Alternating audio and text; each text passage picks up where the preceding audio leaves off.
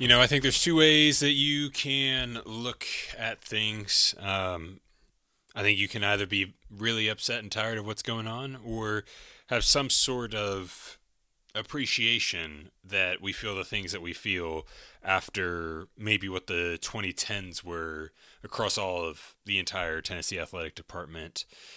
But regardless, Logan, I don't know about you, but I am quite ready for the 2025 to 2026 athletic calendar to be over. Yeah, this has just been I I don't know. It's just been a for it was like a high for from 2022 to 2025. Yeah, It was just I understand you only got one national championship between all your programs, which is still one more they had than they had won in a long time. true. But you were competitive. You were at the top of your sport. Sports. You were yeah, you but like for each individual sport, that specific sport team was in the top tier.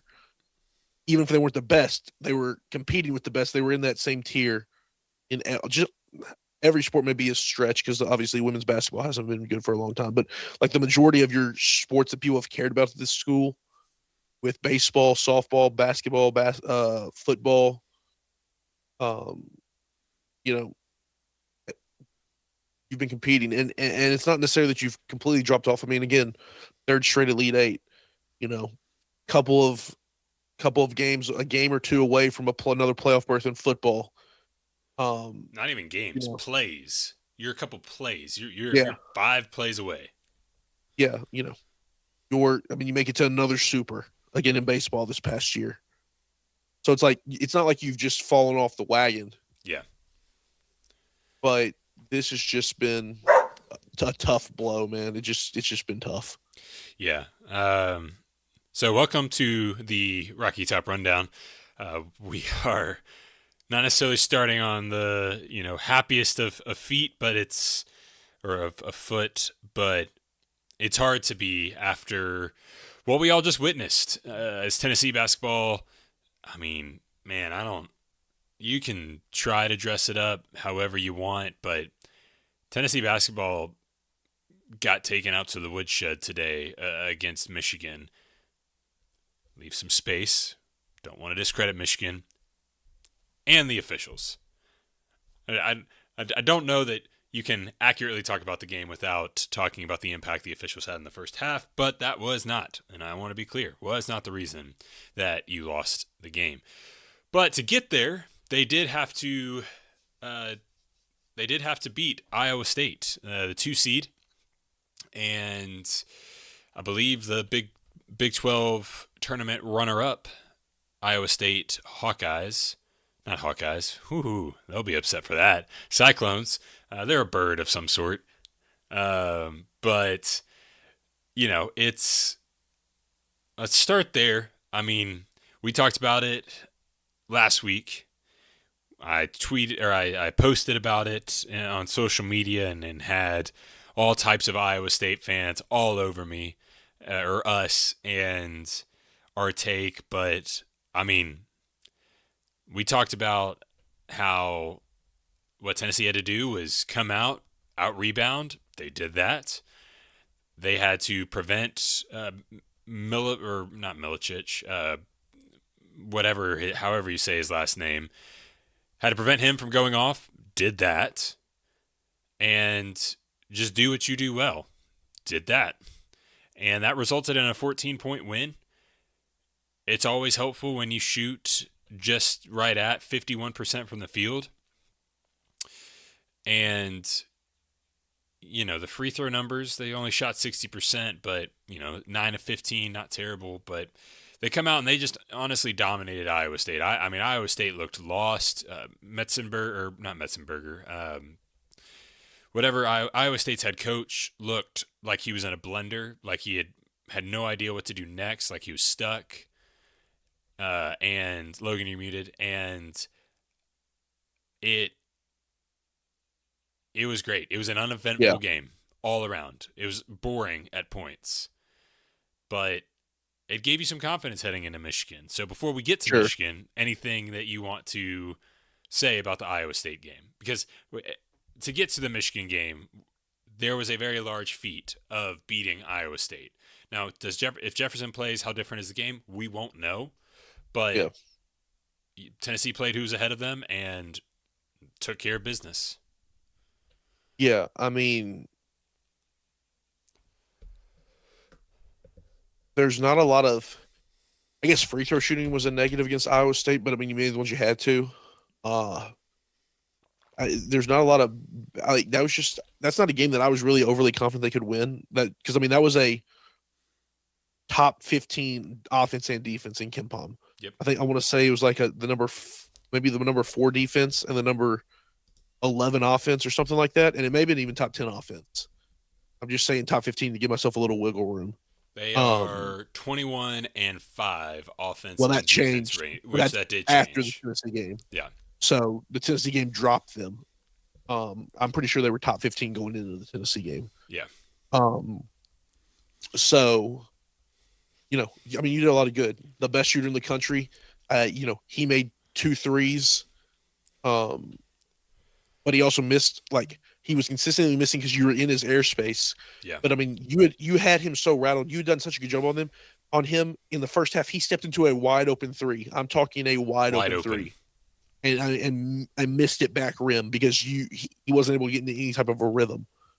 So you did a lot of good things. You played to how you built this roster. Like you committed to how you built this roster and you played that way. And even though you didn't shoot the ball great in spurts, you were consistent. I mean, you dominated the glass. You outread them by like 22. Yeah. And so, I mean, it was just and you made shots that you needed to eat, and you really shot pretty well overall. You did, to be honest. But, it was just defensively that looked like a Rick Barnes elite defensive team, and offensively you did a lot of good things. So, going into the game today, really going into the Iowa State game, but especially today, you were playing with house money at that point. You didn't expect to be in the Elite Eight. To be honest, I mean, I'm sure they did, but right? I did. But it was my prediction. You really shouldn't have been in the Elite Eight. So, based on how I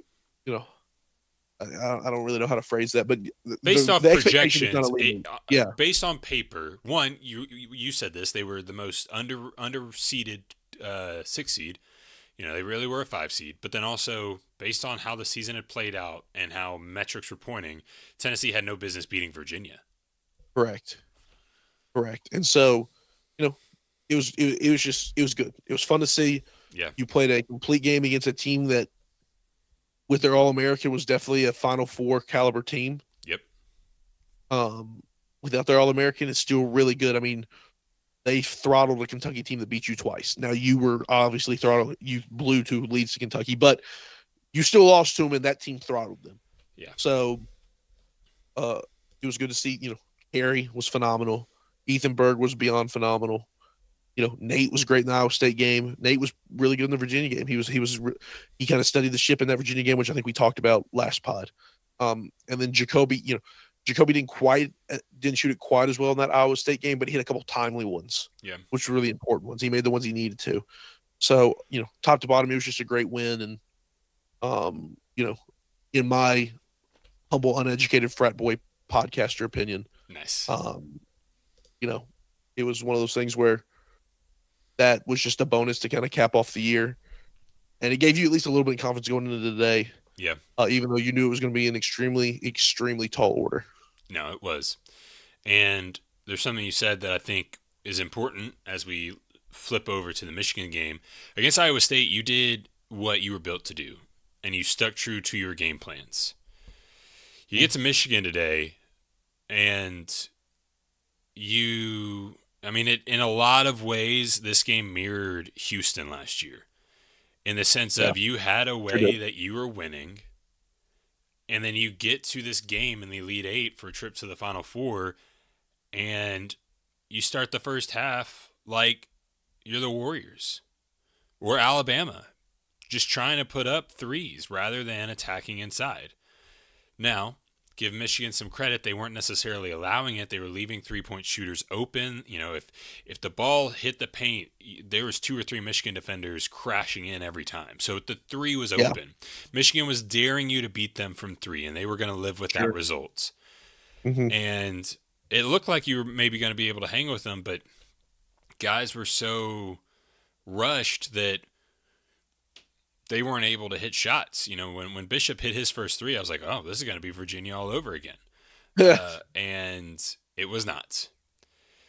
And so, you are tied at 16 at the 10:25 mark or 10:20 mark in the first half. And then from there, Michigan goes. You're up to, really. Yeah, you were up to. Michigan gets a foul called on them, and they proceed to go on. What did they end the half on? A 31-10 run? At one point, it was 24-2. I want to say it was 31-10 over the final stretch. Now, there's a lot of reasons for that. Logan, I'll let you speak to what happened in the game. I was driving home from the hospital.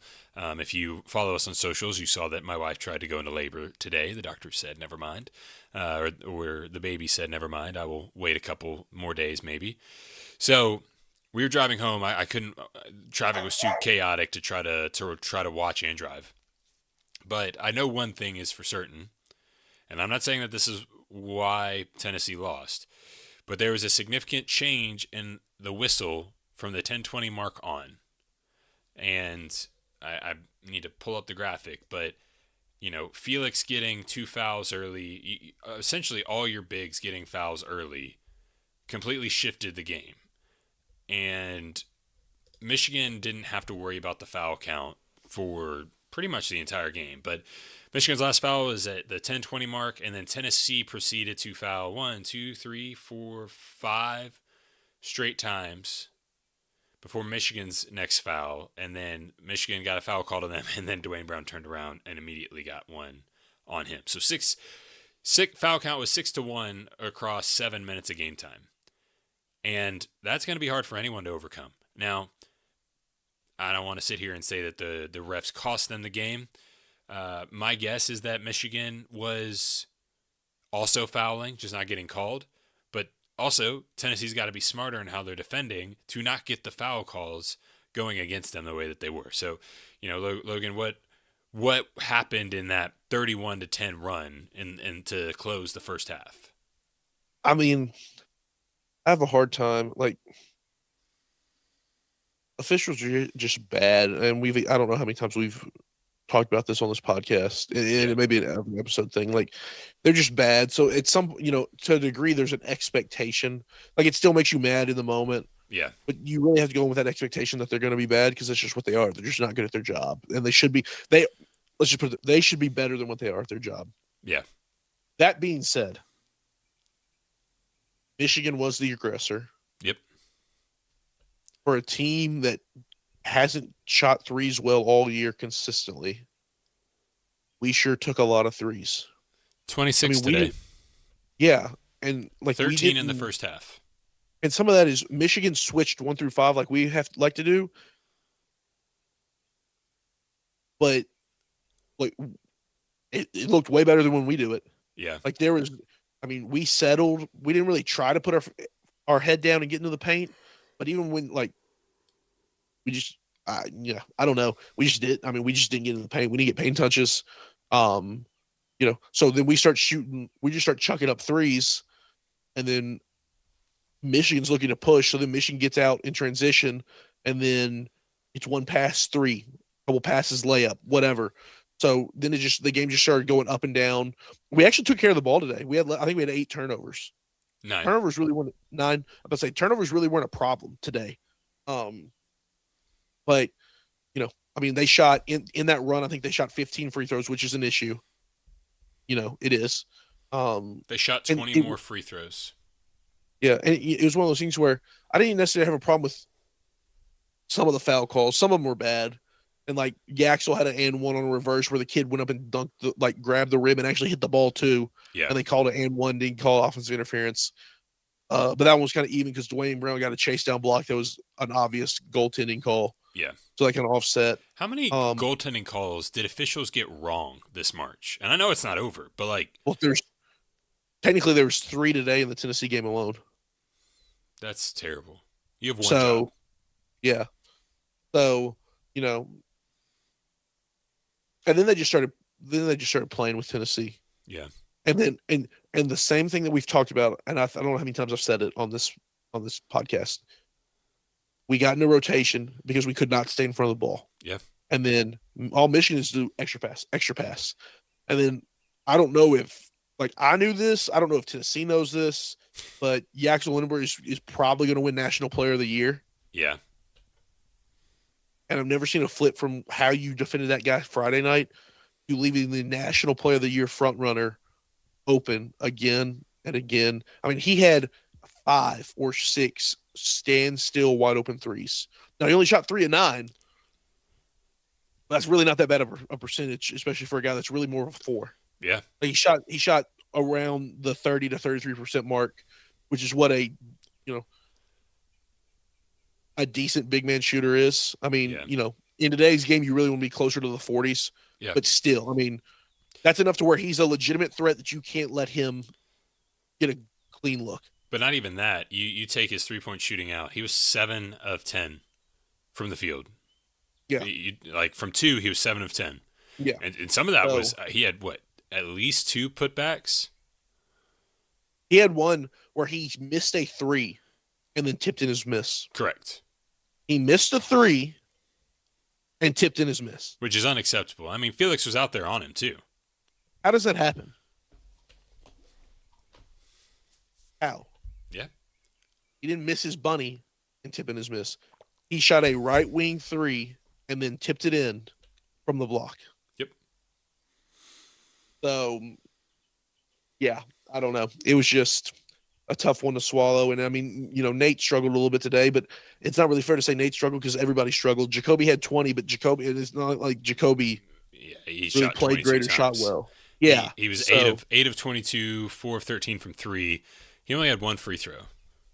And if you're going to be shooting that much, Nate and Jacoby were a combined 4 or 5 from the free throw line.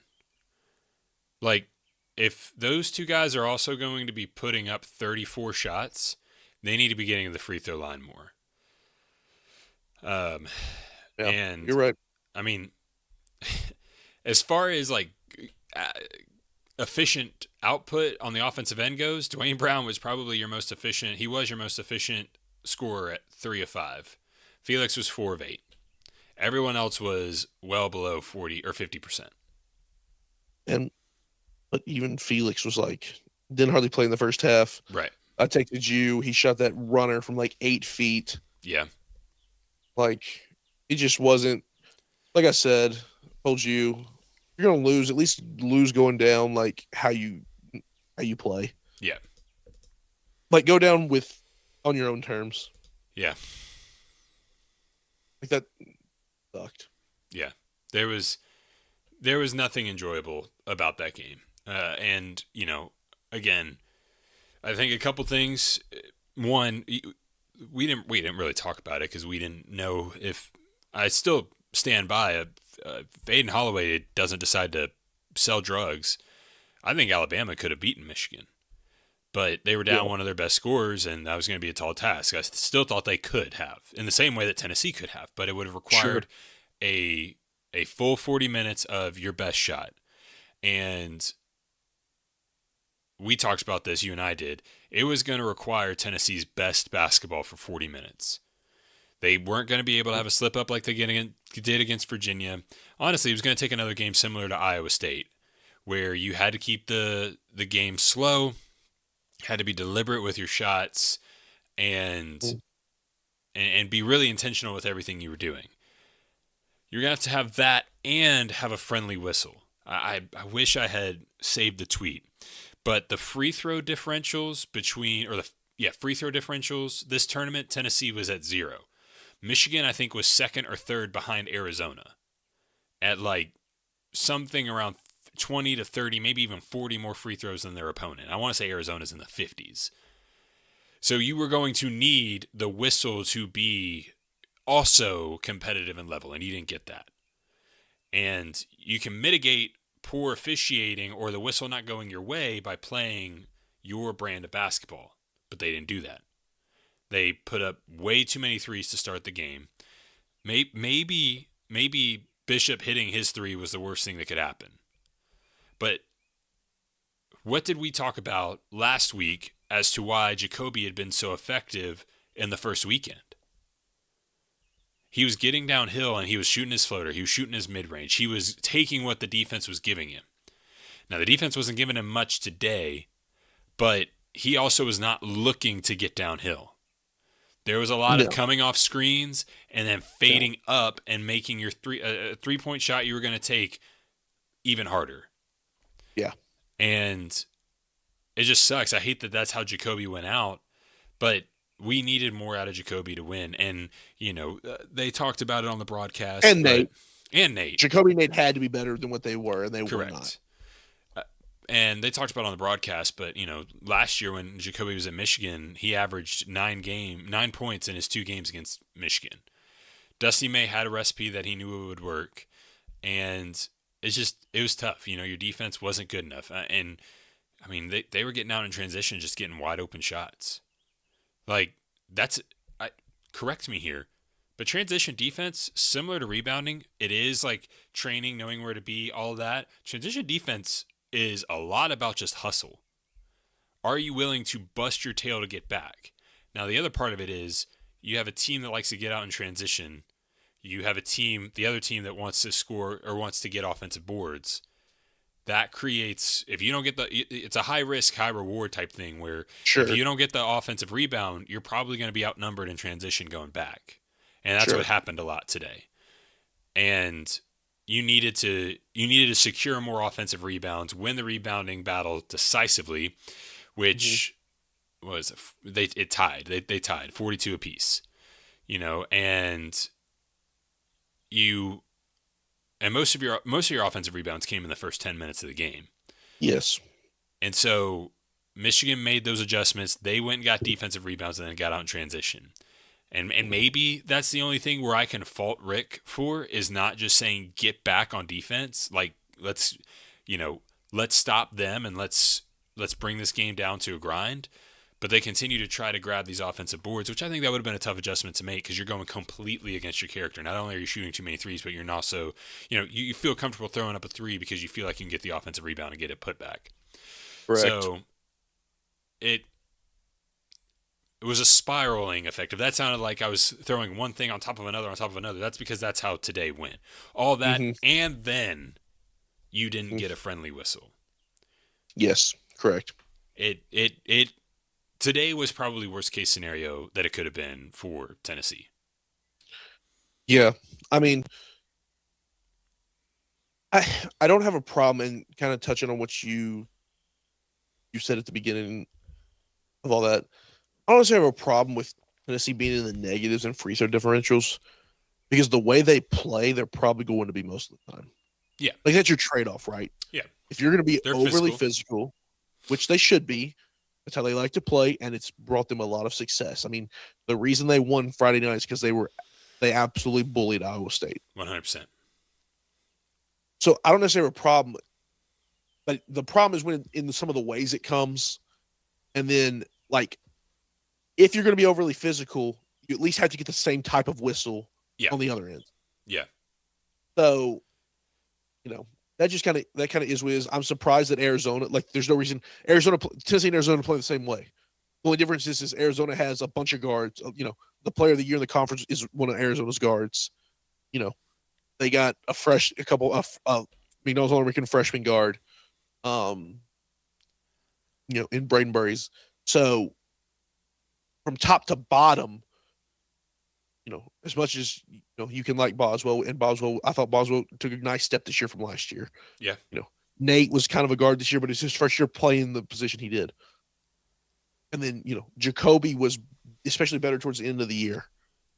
But like top to bottom, their guard play is just so much better. Talking about Arizona, you get to the line a little bit more. Arizona. Yeah. You get to the line a little bit more. But like other than that, you really play the same way. So the fact that theirs is so high in the positive intensity, that doesn't really make a whole lot of sense to me. Yeah. Uh, but that it just kind of is what it is. Like you're going to be in the negatives the way Tennessee plays. Yep. Um, but you know what you struck out on, and not even necessarily. I'm not even necessarily blaming Rick or the coaching staff. Like, I guess technically it's their fault, but like it just kind of is what it is. Like you struck out on shooting and scoring in the portal. Jacoby, who you still have to go close him, but you got a little lucky that he grew up a lifelong Tennessee fan right down the road and everything. 100%. Um, uh, you struck out on Rodney Rice, struck out on Elijah Freeman. We understand that you got Nate maybe because of that, and not that he was some knockdown shooter, but like those were your two big targets in the portal, And and then what's his name from Louisville?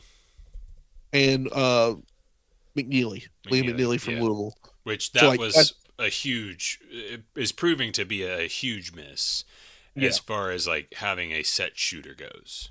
yeah. So that's 0 of 3, right? Yeah. And then what you brought in, Amari Abram, 0 of 4. Yep.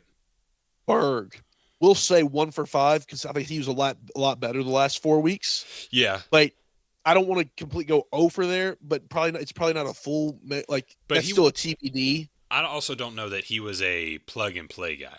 They got him at the end of the Oh no, that's why. class.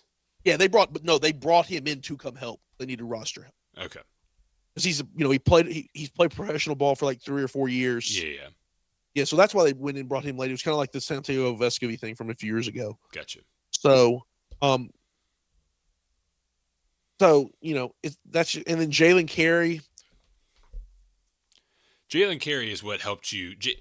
I think you can say Jalen Carey was a good pickup because Jalen Carey, if there's like, hey, who was the reason? If you had to pick one person, who was the reason that Tennessee won against Iowa State? If you're not taking Boswell, then Jalen Carey. I think Jalen Carey is a major reason why you beat Iowa State. Yeah, but I think you have to have the same mindset with him that you do Ethan Berg. Fair, yeah, Where it's okay, not a full make. yes, And if Cade Phillips is playing this year, yeah. Jalen Carey doesn't play at all. No, you're probably That's how right. this year went. You're probably right. Cade Phillips is what Jalen Carey is. He's just not the same physical. He's more. He's not finesse in any No. sense of the word. He's a more athletic version of Carey, though. Yeah. He rebounds offensively at the same clip. He's way more versatile defensively. Yep. And he's a lob threat that Carey's not. Now, Correct. Carey's more of a post scoring threat than Cade, so that's your trade off. And Carey's a better playmaker. Like I don't think Cade's going to pass the way that Carey has all season. Yeah, maybe, but I don't know that we've seen Cade in that role yet either. Well, that's fair. So, and that could be right, but so, but you really haven't hit in the portal this year like you have in the past. Like, I mean, if you think about it, last year you batted 1,000 in the portal. You got Chaz Lanier and you got Felix Okpara. That was 1,000. Well, and D 1,000%. which D Stone, he was. You went 2 for 3 in the portal, but D Stone had some moment. It's kind of like a Carey Berg situation. There was a couple moments in a few games where he came in. It wasn't an Amari Abrams situation. Correct. And it also was well outside of the team and his control with everything he walked True, through off the court. That completely ruined his season. Yeah. And then the year before that, you pretty much batted 1,000 because you brought in DK. And Gainey. Brought in Gainey. Brought in somebody else that I don't think stuck quite as well. But still, that was still another year. Like, you kind of fell off in the portal a little bit this year. Again, not your fault of your own, and you still made a couple good things in the portal. Right. I really don't even know where I was going with this. That's just what I had kind of thought of from a roster construction standpoint. But the reason you lost today is because you just really didn't hit in the portal like you needed to. Yeah. Like, you needed scoring in the portal, and you got it from Jacoby, but you didn't really get it from anywhere else, and you lost a lot of scoring. So, I know needs are in the future. Like, you've got to go get scoring this year in the portal. You have to. Yeah. No, 100%. Side note, I was going to look and see if there wasn't another transfer on that 23 team. It was just Gainey and Connect. Okay. But like I'm looking at this freshman class that they brought in, and I'm just like, God, man, if they could have all stayed together, like just Cameron Carr, That's what you JP, missed. You missed Cade, him this year. um, not Zakai, Freddie DeLeon, which he wasn't part of that freshman class, but he's still a redshirt freshman. Richard freshman. And I mean, DJ Jefferson, he ended up transferring out, so he doesn't count. But still, yeah, I mean, it's so frustrating knowing that Cameron Carr transferred out, and it's like, buddy, do you understand what you could have been on this year's team? On a more successful basketball team? Yep, that one hurts a little bit. I'm not gonna lie to you. But That one hurts a little bit. at the same time, like, it is what it is. Like, he, you know, was Tobe wasn't a transfer, right? No, you brought him in as a freshman. That's what I thought. Okay. Yeah. Yeah. So, anyways, it's tough because you have everyone that you're supposed to, and this year could look wildly different. But anyways, That's just the world of college athletics now, right? It is. Like, you're not going to have that anymore. Just like, and we'll talk about this next week or whenever we do the recap, but like, your roster is probably going to look a lot different next year. Yeah. From guys that aren't out of eligibility. Yeah. Yeah. Hopefully not. It'd be great if it's not done. Yeah. But the chances are it probably is. Yeah. And, we can, yeah. I mean, before we move on, looking ahead to next year, tell me where you disagree, but the priority, in my opinion, has got to be to keep your three bigs. As far as retention goes, you got to keep JP, Cade, Brown. I don't know that you have to keep Carey. I don't know that Carey's going to stay. Early rumors are that he's not. And then you have to keep Amari Evans. If there's one player if the two players I'm most excited to see them grow are Dwayne Brown and Amari Evans. To me, Gren, tell me if you disagree. I see the potential for another Admiral Grant combo in the two of them, and the way that they play and what they could be. Like, I don't think Dwayne Brown is going to be Grant Williams, but just looking at their body types and how they play a little bit, I could see similarities being drawn to them from Grant and Admiral. So, think you got to keep those guys. And then from there, I'd like to see them keep Berg. I'd like to see them keep Boswell. But I also don't know that Boswell is, and I hate saying this because it feels wrong to say, but he is not a Zakai or Jemai on the defensive end where you just have to give him whatever he wants, and he's not productive enough on the offensive end to give him whatever he wants. So if you can get him at the right price, then let's roll. But I don't know that you're shelling out a ton of money to keep either one of them. And then I would like to see them keep Masamba, just his build. I think he could be really good. But, for you, Logan, who are the absolute must-keeps? I mean, I think your must-keeps are Dwayne Brown, JP Estrella, Cade Phillips. What guard am I missing? Dwayne Brown, JP Estrella, Cade Phillips. You don't want to I guess those Amari? are real. I'm not as high on Amari as you are. I think Amari Evans and Boswell are right there together. Gotcha. I think you want to bring him back. But, like, if somebody's offering Amari Evans $2 million, I'm not paying Amari Evans $2 million. Well, I'm just not doing it. That's fair. I'm not doing it. I can go get that same type of player somewhere else. And with more experience. Yeah, I mean, he doesn't shoot it any better than Boswell. They're about right there together. No, you're Boswell right. doesn't shoot it any better than him either. Right. And you get an extra year with Evans. I will say Evans is a more general threat on the floor as far as scoring goes because he'll put his head down and get to the rim. Yeah, but I mean Boswell the last quarter of the year really fell in love with that mid-range pull-up shot. He did, and would hit it somewhat. So, and again, I'm not making an argument for Boswell over Evans. I don't think you pay out of your mind for either one of them. Yeah. Brown, I'm a little more bullish on. I just think there's a lot there. He can score it. He's athletic enough to defend. He can create, out of a short roll. He's got good touch. I mean, he rebounds at a high level. Mm-hmm. So those three guys I'd for sure keep. I'm not against bringing Jalen Carey back. I don't know how that's going to go. Yeah. It's been such a weird year. It's almost been like a Dubar-esque type of year. I mean, he's just played more than Dubar, Yeah. but there's a lot of similarities there. The production though is similar in some ways. Production production is better. Weirdness is similar. Like it just Yeah. doesn't fully make it makes more sense why it didn't click for Dubar than it does with Carey. Yeah. But I just don't know. It's just been a weird year. Barnes said he's been the hardest on him. Yeah. Even they came out today that Vernon Carey told his son to stick with it, told Jalen to stick with it. Yeah. Hard coaching for a week. So like that makes me think, okay, maybe he is, but maybe Tennessee goes into I don't know. We'll just see on that one. Yeah.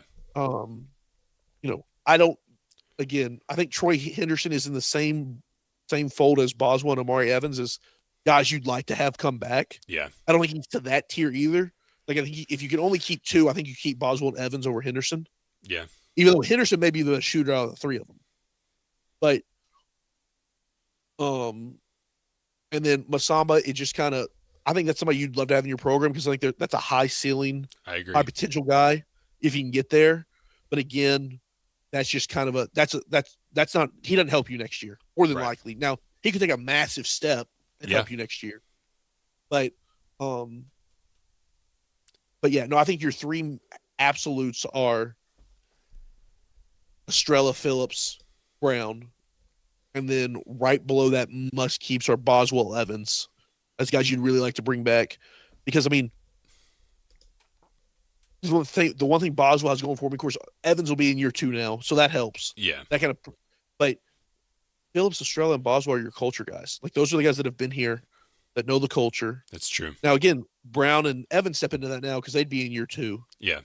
But like that's one thing that's made this program so good is like you had Grant, Jordan Bone, Admiral, and then you had Josiah and Santiago Vescovi, and then you had Zakai and Jamai. And now you've got Cade, JP, So, yeah, I think those three for sure. And then I think there's a high ceiling for Amari. I think he could be really good. I don't necessarily think I'm quite as high on him as other people. Well, and when you put in the context of how much, if a team like Gonzaga is willing to pay him, $1.5–2 million, are you willing to pay him $1.5–2 million? Did you just pull Gonzaga off the top of your head? Maybe. Yeah, no, I agree. And I don't know what Tennessee's budget's working with, right? Maybe in how they're, the amount of money they're spending, maybe 1 million is not that much, right? Right. Maybe they're saying, okay, we're playing our top guys $5 million. Well, then maybe I do pay Amari 1, right? Yeah. But I'm not paying Amari $3 million. Right. Something like that. So yeah. So I don't necessarily have a number on it because you don't know what they're operating at from a number standpoint. But yeah, I'm not forfeiting scoring and an elite rim protector. Keep Boswell or Evans. Yeah. No, I do agree with that. You have to get better shooting. You got to get more shooting. I'm looking at the 3-point attempts for the year, and I think that and part of this is how the offense was, but I think the problem for me is how bad it's skewed. You've got 292 attempts for Gillespie from 3, 135 for Nate from 3. Boswell's at 73. And then there's a massive drop again. So from Nate to Boswell is almost 60. From Jacoby to Nate is 160 threes attempted. From Nate to Boswell is 60 threes attempted. From Boswell to Amari Evans is 40 threes attempted. And then it kind of clusters together there, and then it gets into your bigs. Yeah.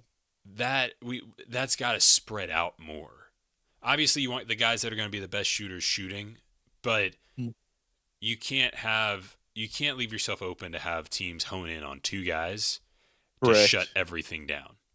Correct. Because even if, with Dalton Connect's year, and this was something you and I talked about, we didn't have a podcast then to talk about it, to put it on record, but, Santi shoots 20–25% more threes that season, completely different year. Even if he doesn't make them, he just refused to shoot them.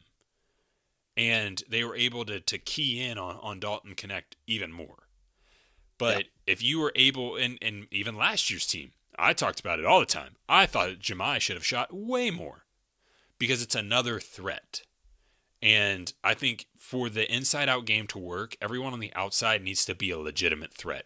Whether or not you make them, maybe doesn't matter. It does matter. Sure. But at least making the defense second guess, do I double down on this big as he's posting up, or do I shoot back out and stay with my man? Because someone's going to have the advantage there when they have to think about it. And so that's what made last year's team so good.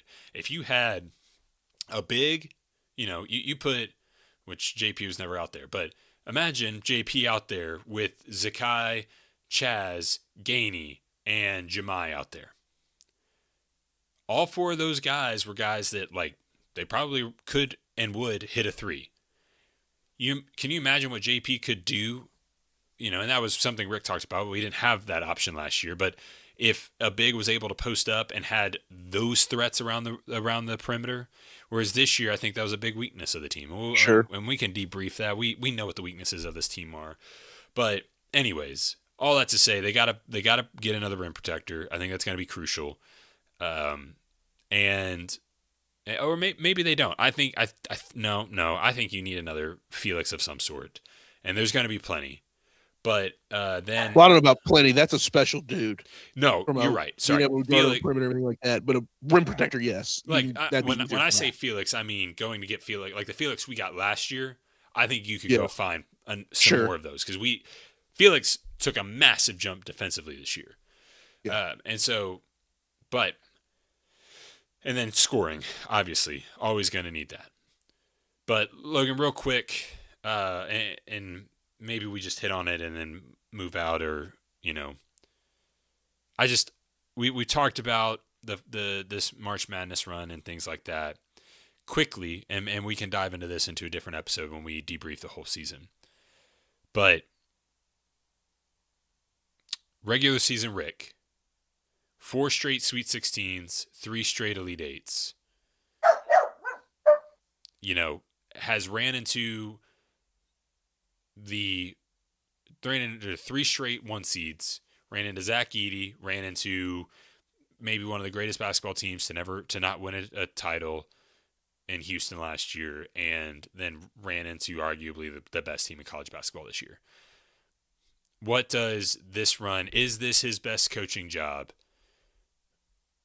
Or are you just like, no, this makes sense, and this is kind of what I thought. What are your thoughts on Rick after this season and on our way out the door?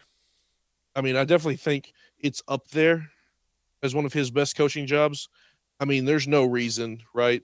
There's zero reason this team should have made the Elite 8 to a certain extent. I mean, that maybe sounds a little harsh, but with the roster he had constructed,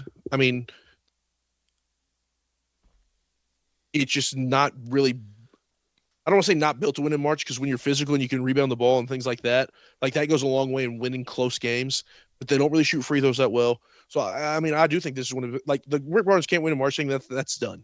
He's been to 3 straight Elite 8s. Tennessee's the win in his program in March in the last, however many years, handful of years. Yeah. They've won more tournament games than anybody, which means they're consistently going far. They've been to multiple Elite 8s, multiple Sweet 16s. They've had a couple early exits too, but not only have you run into 3 number 1 seeds, you've also ran into, what was it? Was it a Sweet 16 game when you had to play Dusty May and FAU? So Cinderella team. Yep. Without your point guard. So 3 straight 1 seeds, Cinderella team without your point guard, right? And then you had preseason number 1 team.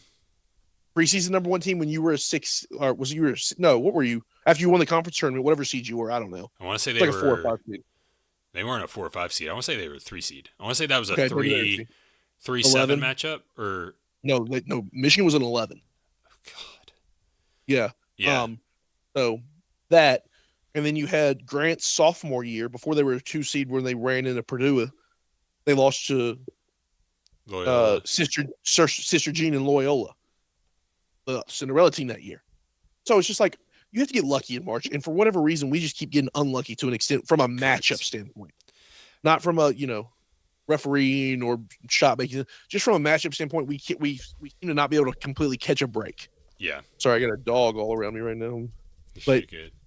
it's one of those things where, like, yeah, that's a lazy take. If we go with Rick Barnes can't win in March anymore, Right. like that's just not true. Yeah. And you can say what you want about not winning a national championship or whatever else, but that take is just it's not true anymore. Yeah. Well, and even people be like, well, Nate Oates was able to do it. Yeah, but I mean, Nate Oates, they did beat North Carolina that year, but then to get to their Final Four, they beat a 6 seed Clemson. You know, now NC State was on a roll that year, but I just man, it is. It's about getting lucky. It's about getting good draws and getting all the way to the end, and just you got to play who you play and who's put in front of you, and it's tough. I do think that there is. I don't know what the adjustments are. I agree with you. I don't think that any criticism of Rick not being a good coach at Tennessee are out the window. With that, I would ask the question: how come every time we get, not every time, the last two times we got into an Elite Eight, I want to say they said on the broadcast today, Tennessee's been outscored in first halves, like something like 80, 82 to 42 over the last two Elite Eight games in the first half. Yeah. And this year, we went over why they lost to Michigan. Last year, I think you were hungover from the Kentucky game, in my opinion. I think you were all amped up for that, and then you fell into a trap game of sorts against Houston, and you shifted your philosophy and started shooting way too many outside shots when your strength was inside all year. So, but even then, like, I mean, Houston was just you in a better way in most ways last year, and that was a team Yeah, that it was. was right there to win a national championship, and Florida was just a little bit better. So you just got to get lucky in March, and the luck that Tennessee needed didn't happen. You needed Alabama to beat Michigan to have a really, really good shot, and you didn't get it. And No, so you didn't. the season ends, but man, I hope Rick comes back next year. I think he's going to come back. I'm about to say that I don't think retirement's even on the table. So I think that's going to be okay. Yeah. And I'm excited to see what next year holds. But we'll talk about it more when we debrief the basketball season, maybe next week. But man, it was a roller coaster of a year, and I hate that it ended the way that it did. There's going to be a part of me that wonders, with as much as Nate has talked about how much he loves Rick and how much he's loved playing at Tennessee and how it's the best year of That his ain't life. happening. It Ain't shouldn't happening. it should not happen. But there's going to be a part of me, the romantic in me is going to say, hey, Nate wants to come back, but he shouldn't. He No. should go to the NBA. He should go get his bag. It's what's best for him and his family. So, Yes, it ain't happening. but anyways, Logan, anything else you want to hit on the way out? This was supposed to be a No, short episode. This is one of our no. longest. We it was a fun year. It's our first full season on the pod. We Yeah. started this right at the beginning of basketball season. So I say that I don't necessarily know that last year was a fun year. This year was more of a roller coaster of a year because there was a lot of fun and then there was a lot of not fun too. Yeah. All in the Especially same with game. but yeah, for real. But hey, it was fun to see a guy that's going to be a special NBA player. I believe I've always believed that. Yeah, he is. Play for Tennessee for this year. It was fun to see Jacoby get to come home and represent the Power T. And I'm very curious to see. I'm ready for the Final Four to get here, not because I have any interest in watching it because I really don't. Yeah. But I do want to see what happens in the portal because it opens up right after the Final Four. Yeah. I'm very interested. I can't wait to watch Yaxel and Awaka go at each other. I don't even know if I can watch the bad loser in me. That's fair. I just want to see Yaxel get punched in the face by somebody. And he deserves it. Dude's a cheese ball. I'm just glad Jacoby dunked on him is probably a strong word, but made the No. contact dunk against him. He He dunked already on made him. it. That was a poster. Yaxel went to block him and missed. So, Yeah, but that's fair. Anyways, thank you all for listening. We are well over time. We appreciate you guys. Like, subscribe, share it, please. It helps us tremendously. Costs you absolutely nothing. And we'll be back in the midweek to talk about a terrible sweep from our little brothers out in Nashville. Tennessee baseball gets swept by Vanderbilt in 3 straight walk-offs. So that'll be fun to talk about. But we'll catch you next time. See ya.